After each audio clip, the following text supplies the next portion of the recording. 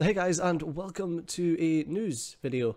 I don't do these often, but I got sent something on Skype today that I really wanted to talk about and I'm super hyped for. So if you're a fan of Factorio, you might have noticed that in the Friday Factorio facts for today, Wube Software, the developers of Factorio, announced that 0.15, the update we've been waiting for ages, is coming on Tuesday. So that's like 4 days. 4 days away. So I'm super hyped for it. But what I got from Clonan, one of the Wube Software team members, is the pre-release changelog for 0.15. So all the changes that have happened, this hasn't been released to anyone yet, but I managed to get a hold of it so that I could do this video and talk you guys through the changelog. I can't show you the link to the changelog because I don't think I'm allowed, but I'll ask them and I might post it in the description below.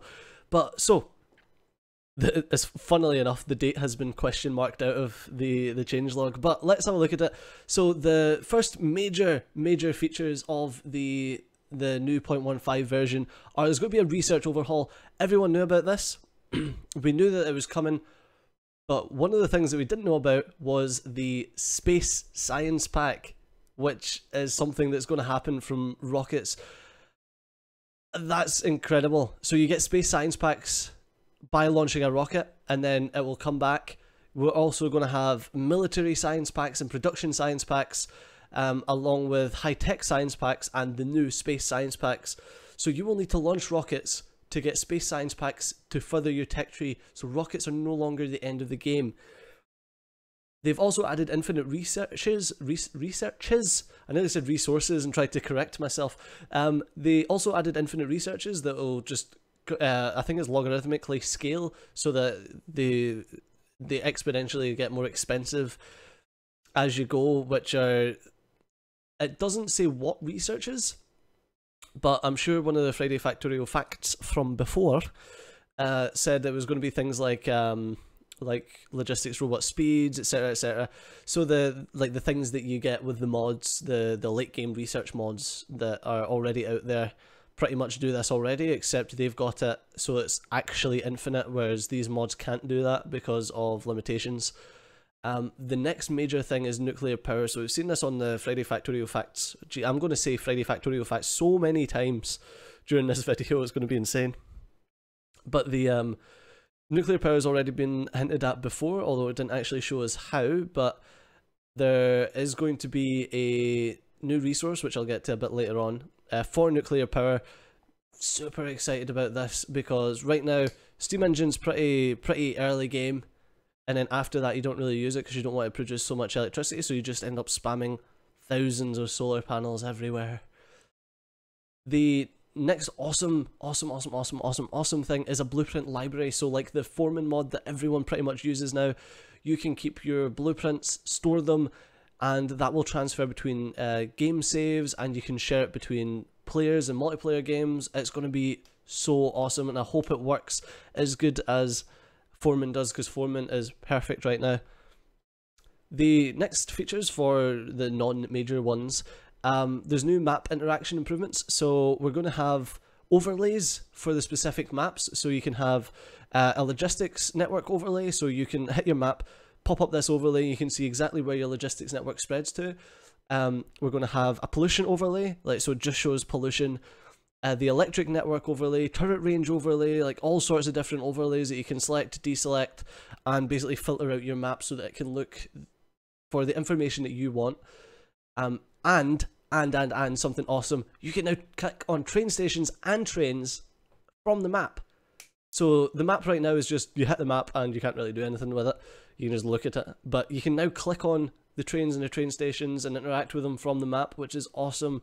So you don't need to worry about, like, okay, let's click on the train section and have a little look, and okay, it's that train and that train is over here. You can just go, right, okay, train station, what's that one, click, perfect, done, sorted. You can also zoom to the world view from the map. So it will only show parts of the map that's covered by radar or other players. So you can hit your map. If you've got a radar at an outpost and it's getting attacked, you can click on it and see exactly what's attacking it, or are your turrets doing okay, etc. That is awesome. That is so good. So good.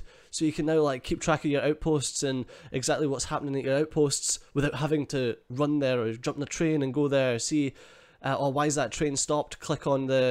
Just click on the map and have a look. I talk about trains. I like trains. Not sure if you know this. You can also add custom map markers, so you can say, this is outpost 1, this is outpost 2, this is outpost 3, this is where I take a dump. It's going. I'm so hyped for it, honestly. They've also added, wait for it, this is epic, a fluid wagon for trains. Yep, been a long time coming. We've had that mod since like 0.10, I think. So yeah, been a long time coming. Everyone uses it. It's just great. The fluid wagons, what are they called? Rail tankers. Rail tankers, the mod that pretty much everyone uses. One side of it has a, so you put the, I don't know if you've seen the Friday Factorio facts, but you put like a pump and it connects it, and it's all beautiful the way it works, and it's so nice. Also another major change. When you die in multiplayer, you will leave a body with your items that will slowly degrade. So I'm guessing it uses something like the blueprint planner, where your body will like eventually tick down to nothing and then you can't get your items again, but you leave a grave, so you've got your items there. That is great, and it's an awesome way to do it, and I really like it. There's also infinite mining productivity research, and each tier increases mining productivity by 2%. So no longer, it's basically, one of the main issues in Factorio is that once you get a base so big, it can only get to a certain size before you have no time to do anything in the base, and you're constantly searching for new outposts, which is a pain. And they've added increased mining productivity research so that you can just continually scale your productivity up, so you can get more and more ores without having to search for more and more outposts. Yes, I love trains, I love making these outposts, I love doing all of that stuff, but the fact that you have to do that so often, it gets so repetitive, especially like even if you're using these awesome mods like Farl, the fully automated rail laying machine, and stuff like that, that makes it so much easier to make these outposts. It is still tedium that they are trying to reduce, which is awesome. It's so good. Also, oh my god, it's like I feel like every little step of this, I'm getting like more and more excited. So the fuel type that you use now affects vehicle's acceleration and its top speed. So if you're using wood or wooden boxes or wooden power poles, then your vehicle will go a lot slower than if you're using rocket fuel, which is epic. It means that there's a reason to use that rocket fuel that you've been making, as opposed to just, well, oh, I've got a ton of coal, so we're just going to use coal. But there's something else for coal, and I'll cover that now, actually, because that's the next one. There's coal liquefaction into oil. So you can now change your coal into oil. So you've got all this coal that you're not using anymore because everything's running off of solar, and you've got this coming in, that coming in. You don't really need coal for anything except plastic. So now you can change that into oil so that you've got less oil to go and search out, because that's another thing that's a bit of a pain, is searching out oil, because if you're playing full vanilla with no rail tanker, it's even more of a pain. But they've sorted that, because I can now liquefy my coal into oil. Beautiful. The next one is they've added a Pipette Tool. So a pipette's the little squeezy things that you use to pick up liquid. But you can pick up items from your inventory that are used to build the currently selected entity, and for resources it will select the fastest available resource extractor. Pick up items from your inventory used to build the current selected entity. I have no idea what that will do, but I'm excited to see what that will do. I'm trying to think if it's like picker mod, where you just hit Q and it will just create that entity. Picks up items from your inventory used to build the currently selected entity. I'm guessing so. For resources, it will select the fastest available resource extractor. Interesting. That's definitely going to be one that I'm going to have a look at when we actually get a hold of the game. I did ask if I could get a hold of the 0.15 early, but unfortunately it wasn't possible. I will ask Clonin, however, if he can explain the Pipette Tool a bit further for me so that I can put that into the comments. So have a look in the comments section below, and I should have an answer for you there. The next thing on the list is mini tutorials, so small missions that will explain some of the game mechanics. The current content is a testing sample and it only covers trains, so instead of having to go onto YouTube and search for train tutorial, how does it work, and get a load of misinformation, which there is on YouTube for trains, and it really bugs the life out of me. You can just like jump into the tutorial. It's a tutorial. You know what a tutorial is. But yes, there is a lot of misinformation on trains, so I would like to see how they handle it in game so that I can pick it apart and shout at them. The next thing is there's new high quality graphics that have been added. That was in they were showing off some of them in the Friday Factorio Facts. So currently there's a high quality graphics option, and in the settings you'll have a list of things that you can use to have double resolution. So currently we've got cars, trains, rail signals, train stops, transport belts, underground belts, splitters, pipes, steam engines, assembly machines, oil refineries, chemical plants, mining drills, furnaces and resources, so you can select them on and off depending on whether you want them or not. There's also new ore graphics, so the ore patches don't look like they're little tiles of ore, so that it all merges together a bit better, which is nice. The GUI graphics have changed ever so slightly. They've also decreased the size of the recipe icons on assembly machines by 23%. So the recipe icons are slightly smaller, sure. Then we get into the minor features, and then there's some balancing, some combat balancing. Oh my god. So the minor features, you've got fast in-game interaction, like fast inserting into or from entity and copy paste can be done by dragging instead of having to click one at a time. So if you are trying to insert items into a bunch of assemblers, assemblers or burners or whatever, you should be able to, and this is paraphrasing because I don't like, I've never been able to play the game, so this is my understanding of this. You should be able just to drag a mouse cursor full of coal over a load of like, let's say burner inserters, and fill them all, as opposed to like click click click click click click click. And the same with copy pasting recipes from assembly machines, etc. You should just be able to like shift, hold down mouse button and drag right across them. Build by moving for electric poles now accounts for covering all unpowered entities on the way. That is phenomenal. So now, the most obvious place that you would do this is, say you're making a mining outpost. You place down all your miners, you place down a power pole to cover it, and you can just run and drag, and it will make sure that a power pole will be placed to cover all the entities that you're passing by. Which I can't really see how that would mess anything up. Like that's just seems straight up awesome. Fast replacing input piece of underground belt will also fast replace the output piece if possible. So there is a mod called I'm sure it's QuickUG. I can't remember now. I can't remember what the mod's called, but it was actually Clonan who made it. Basically, if you place a piece of red underground belt at the start of a piece of yellow underground belt, it will just place the other side for you. Oh no, it's not. It's part of Upgrade Planner, the one that it does it. So that's awesome that it does that, because you pretty much always want to place both sides. You're never going to place one side and not the other.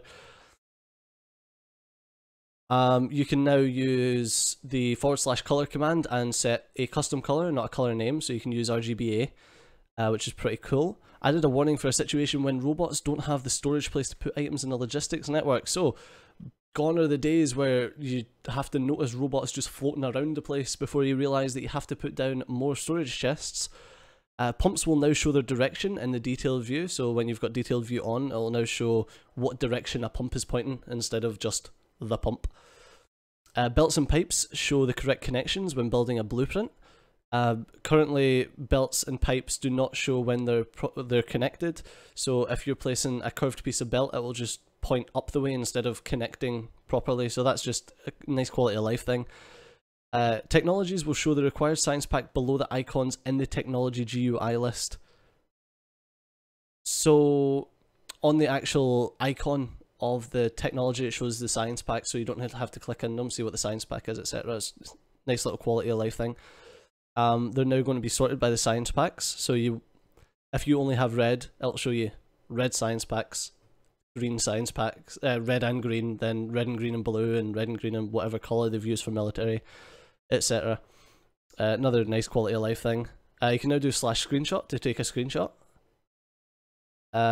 They've now added support for equipment grids in the map editor. That's interesting. I'll have a... It says support for, so they've not added it. Okay. The build rotation of each blueprint is remembered independently of the general item build rotation. The build rotation of each blueprint is remembered independently of the general item build rotation. Okay, so before, if you... This is actually annoying. If you picked up say a combinator and you wanted to rotate it so it's north and south instead of east to west, then when you picked up your next blueprint, it would be rotated and you would have to rotate it round again. So, quality of life thing. It's nice because it was annoying. What's the next one? Infinite resource minimal yield is calculated using the initial resource amount and the prototype minimum yield. So, infinite resource minimum yield is obviously like things like oil, which always has a minimum yield of 0.1. But now, if you find an oil patch that has like 12 yield, it won't go down to 0.1. It will go down to some derivative of the starting amount, which is pretty cool. Added optional filters to the deconstruction planner, so you can choose just to deconstruct trees, which is awesome. Copying from assembly machines to filter inserters will set the filters to the ingredients of the assembly machine recipe. That is beautiful, thank you. Combat robots and construction robots are maintained between sessions in multiplayer and when changing surfaces. Ooh, that's nice. That means that things like Factorissimo, we won't be losing our robots when we change surfaces. Added a hotkey for reverse rotate so that you don't have to go all the way around if you just want to go back one. The offshore pump and the generator shows pumping speed and fluid usage about god time.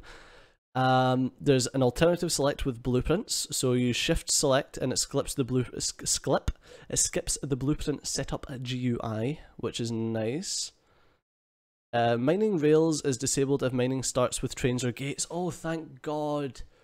So this isn't noticed as much on vanilla, but when you play stuff like Bob's and you've got a diamond pickaxe that mines things almost instantly, you always have that issue where you try to pick up a train and you mine the rail underneath it, and then you have to replace the rail, and then it's just a pain. There's a lot of these small or minor features that they call are literally just quality of life stuff that has been bugging me for ages, but I never thought like, oh, that would be nice if it was fixed. It's just fixed.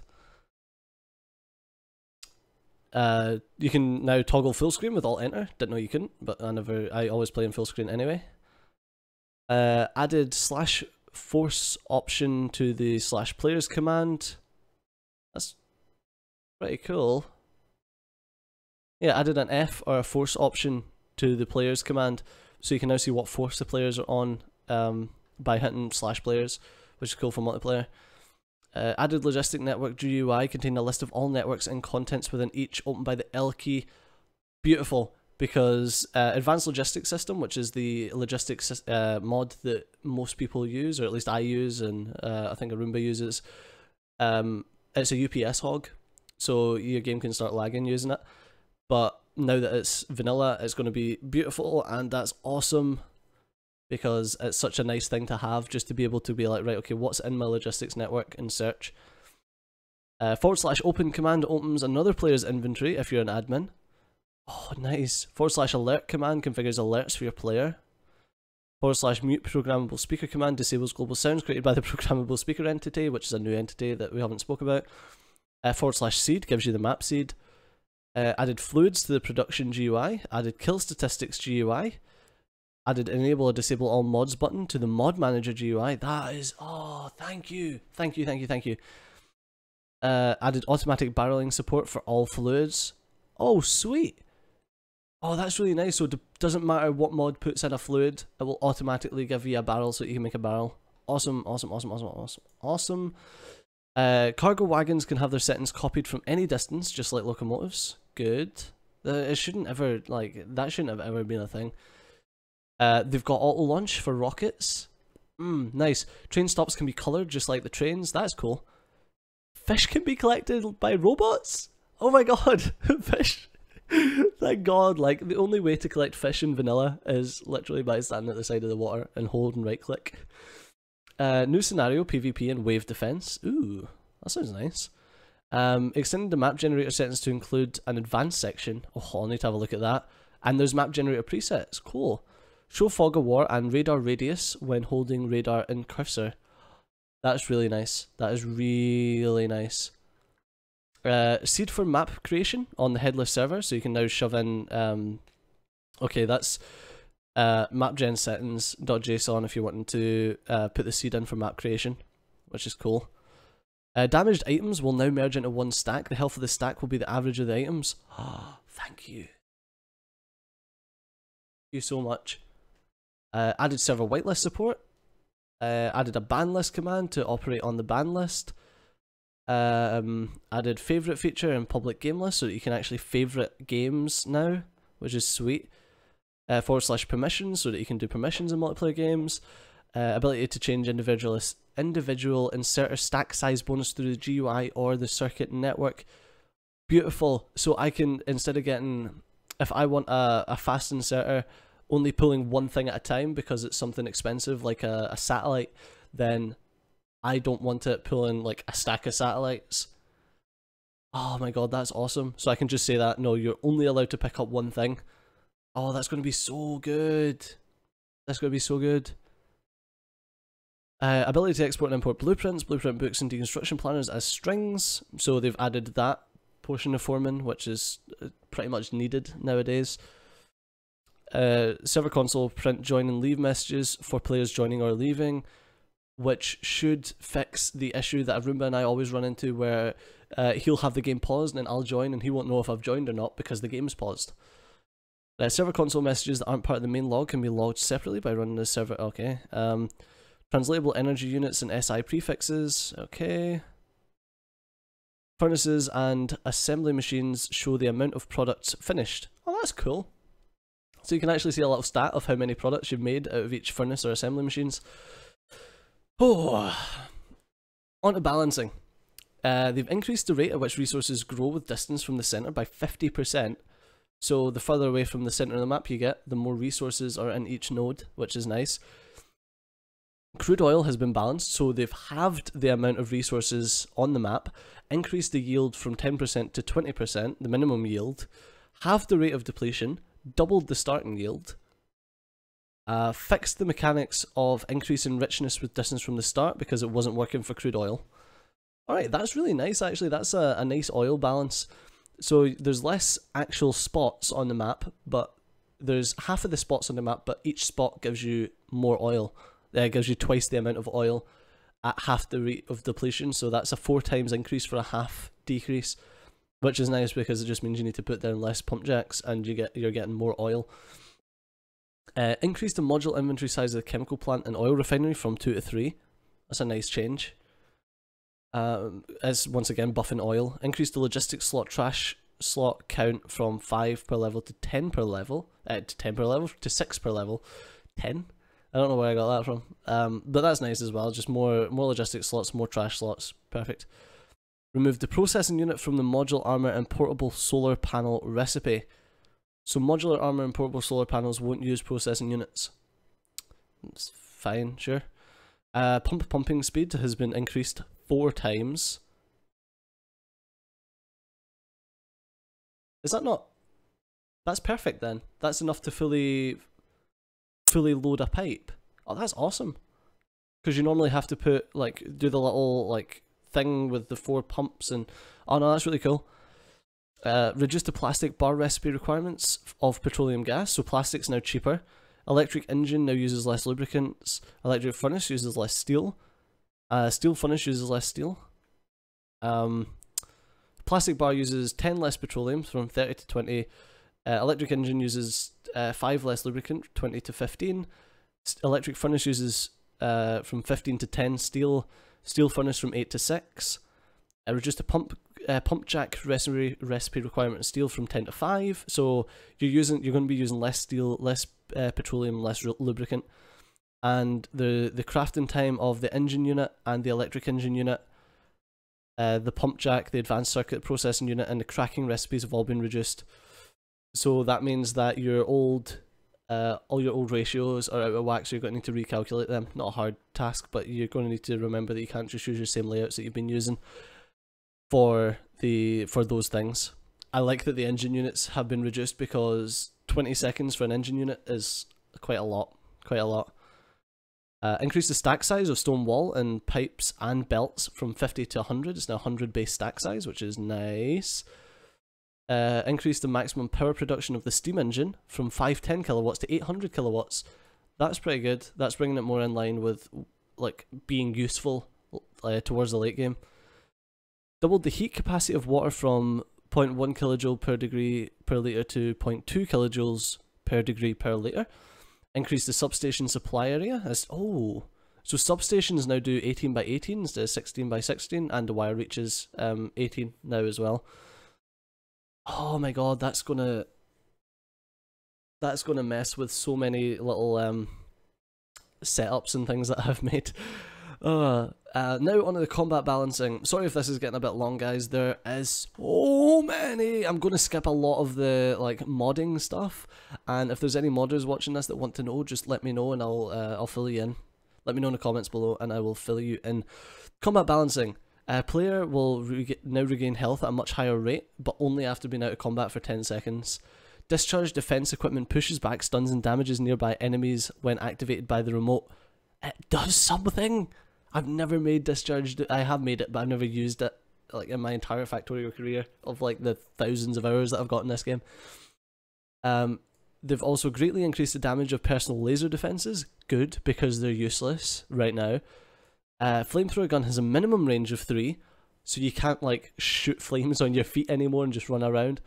Flames created on the ground by flamethrower significantly increase in duration and damage when more fuel is added to them by firing at the same spot. That's really cool. That's awesome.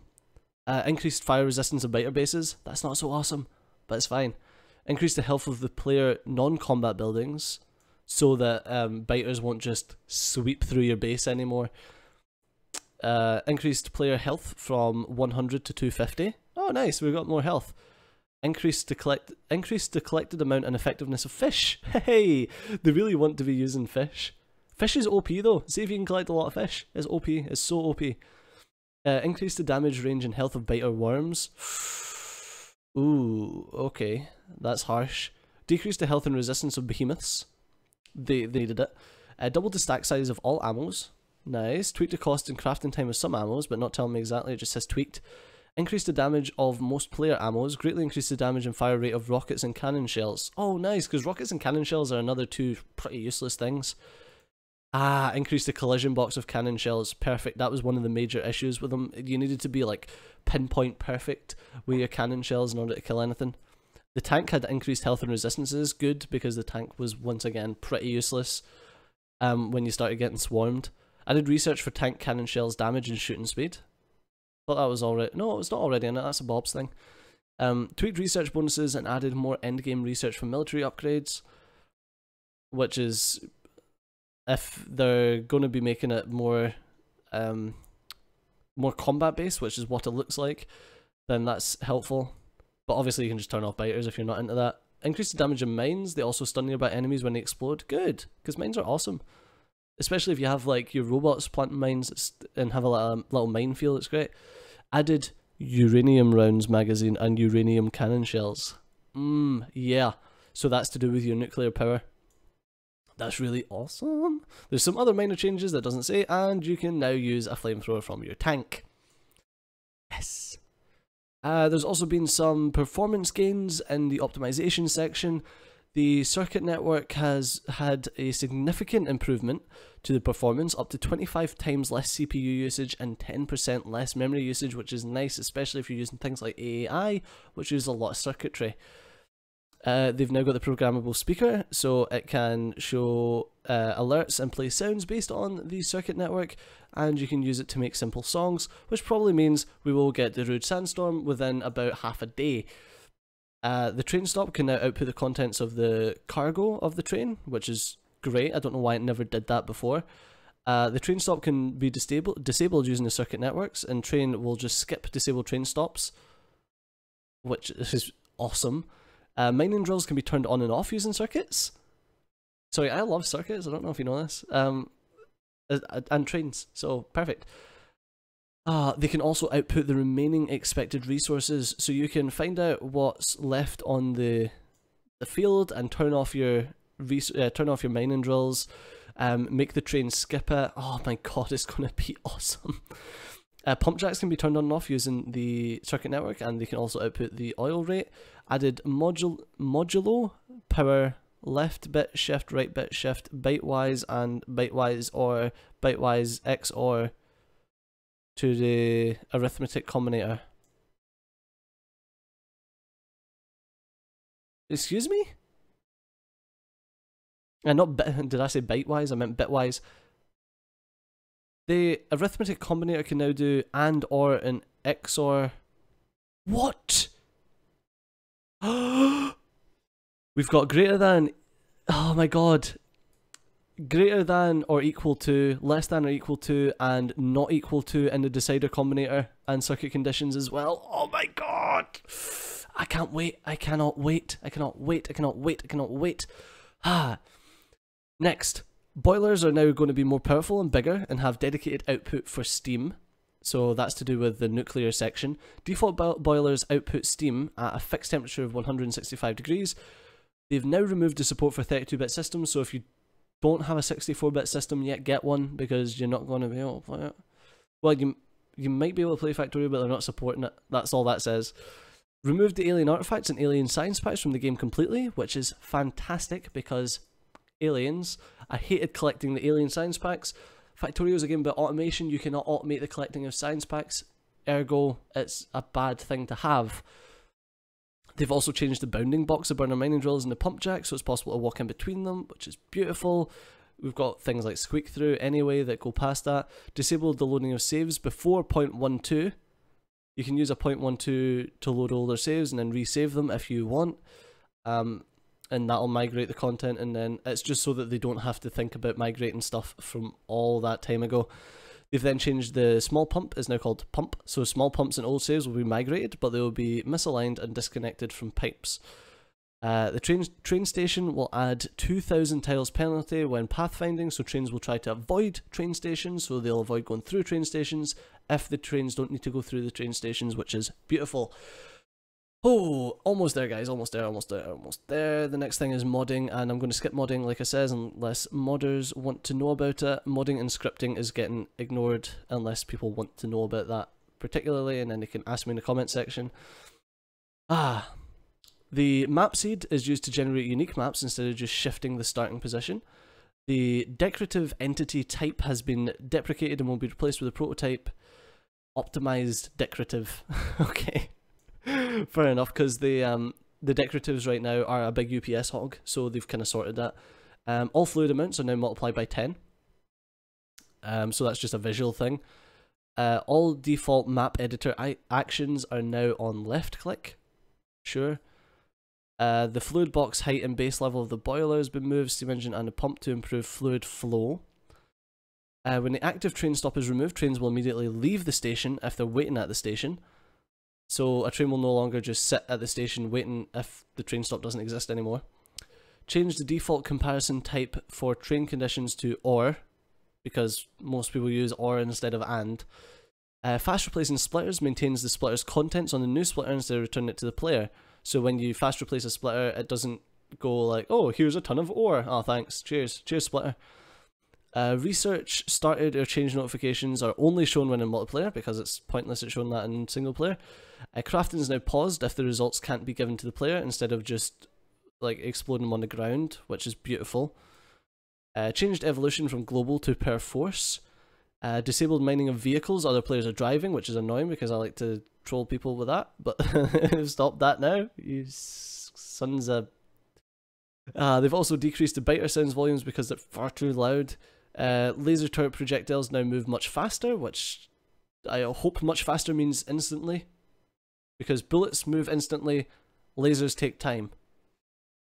Pretty much the wrong way around there. The construction area for roboports are now 50. Oh my god! Sorry, this is beautiful. The construction area for roboports are now 51 instead of 50, so that allows roboports to build and deconstruct each other even when there's one tile gap between the logistic areas. So you can now shove the logistic areas perfectly. So that's same even when there's a one tile gap between the logistics areas. Don't care about that. You can now shove a roboport perfectly in line and connect the two logistics areas perfectly, and that roboport will be built and remove all of the trees in that location, because that's something that's really annoying. So you have to basically deconstruct all the trees, then place your roboport before, but now you should be able to place that, the bots will go and clear that, and then, oh, perfect, beautiful, awesome, brilliant change. The restart button now uses map generation settings from the currently loaded save instead of, I don't know what it done. There's a new rocket silo GUI and visibility button for free play and sandbox. A unified internal name for flamethrower. Okay, that's fine. Manual ghost building will mark trees and rocks for deconstruction. Oh, that's cool.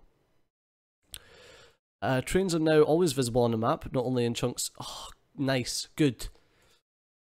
So right now, you can only see a train on the map if you've got a radar or you're near it, etc, etc. And that's not the case anymore. You can now just see them. Rename some stuff. Increase the blueprint book so it can now hold 1,000 blueprints. Well, that's nice.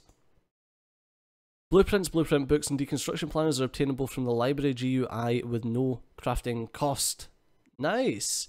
So I don't even need to worry about crafting blueprints or blueprint books or beautiful. And combinators, they make sounds. That's going to be annoying. Alright, but the rest of it is modding and API and scripting and stuff like that. Like I've said a couple of times, if anyone wants to know anything about that, comment section below and I'll try and fill you in.